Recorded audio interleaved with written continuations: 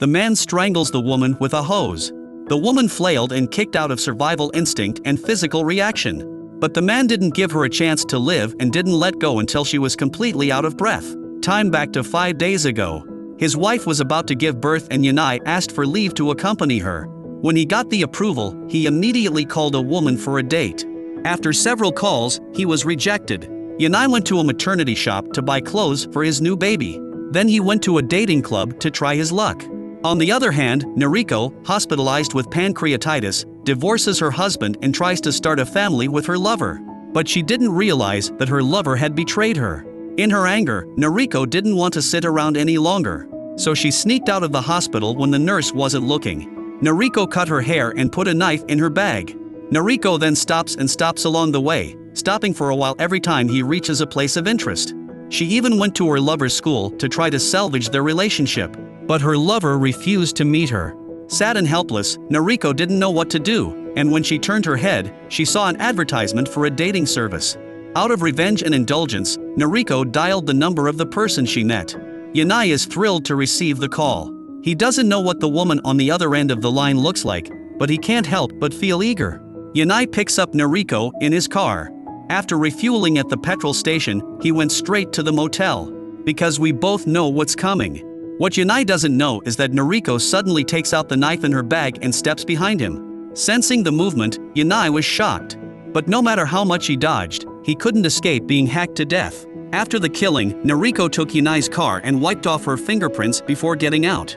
He accidentally found a gift that Yanai had bought for his child. Noriko broke down and cried when she saw the baby clothes in her hand. She just wanted to get back at her lover. She just wanted to indulge herself. She thought Yanai was also a cheating bastard who was unfaithful to women. But she didn't expect to leave a child without a father.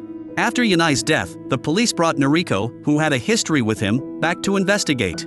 Noriko had lost all hope in life, but that didn't mean she was willing to confess. She was calm in the face of police questioning, saying that she had only spoken to Yanai on the phone and hadn't met him. Unexpectedly, the police found an employee of the petrol station to identify her. But the employee who saw them together lied. That the woman with Yanai wasn't Noriko. Why did the gas station employee help Noriko, despite not knowing her? The employee's name is Kazuaki. He's nearly 40 years old and a loner. His hobby is catching fish in the river after work.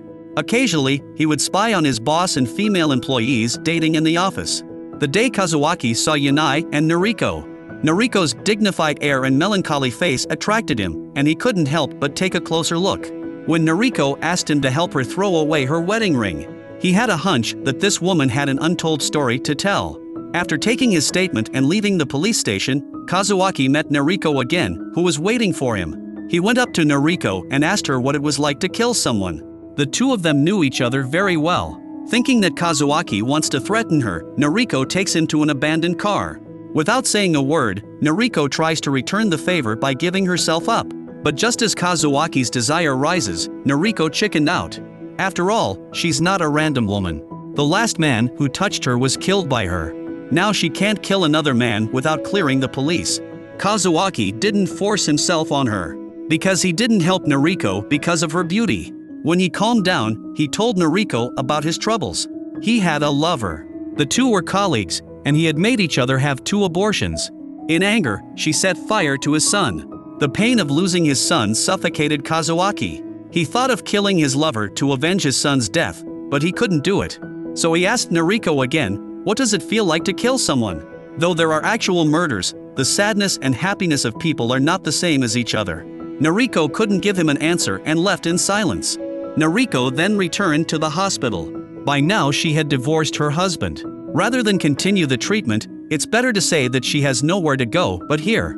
Kazuaki came to the hospital to look for her, but was spotted by the policeman who was watching Noriko. The police asked him if he knew Noriko. Kazuaki, fearing that the truth will be discovered, hurriedly puts Noriko's discarded ring on the table and leaves. Noriko knew that the police hadn't given up on him. Whether it's the murder or the pancreatitis, she can't escape death, and she had no desire to live. Death would be a better solution for her. Before she died, she wanted to give Kazuaki an explanation for perjuring herself, so she took Kazuaki to the hotel where she killed Yanai. She told Kazuaki her emotional story. She was in love with her boyfriend for 4 years. She even had an abortion for him. But they broke up. Then she married her current husband. But she was still in a relationship with her first boyfriend. Until a few days ago, her lover told her that he had a new lover and wanted to end the relationship with her. That's why she let herself go and killed him. After listening to her, Kazuaki asked, "Will you kill me too?" Noriko didn't answer but sat on Kazuaki. Both of them forget the pain for a while. When Kazuaki woke up, Noriko was nowhere to be found. He went to the bathroom and found Noriko sitting on the floor asleep with a hose around her neck. Kazuaki thinks maybe she wants to be free, but she can't do it herself. So he goes over and takes off the hose. Noriko wakes up and looks at him confused. But before the woman can react, Kazuaki strikes again. A quick, hard, and precise move. He strangles the hose around her neck, and it gets tighter and tighter. Noriko flails and kicks out of survival instinct and physical reaction. But Kazuaki doesn't give her a chance to live. Kazuaki didn't let go of Noriko's hand until she was completely out of breath. The next day, Kazuaki put Noriko on his usual fishing boat. He poured gasoline on it and burned it to the ground. After that, Kazuaki tried to leave. But the idiot who saw Noriko talking to Yanai on the phone, who saw him set the boat on fire, kept following him. Kazuaki took her with him to the underground station. The two of them walk through the hustle and bustle of the crowd, looking no different from the pedestrians in a hurry. So they leave here with their secret and go to a place where no one knows them. It's a film that makes you feel nervous. Everyone in the film is twisted in one way or another. It's a film that brings out the ugliness and darkness of human desire in an atmosphere of repression and hopelessness. Men hurt women. Women fight back against men. People struggle with the pain of misplaced desire and unrequited love. And finally, they lose control of themselves in indulgence. Perhaps only death can bring relief.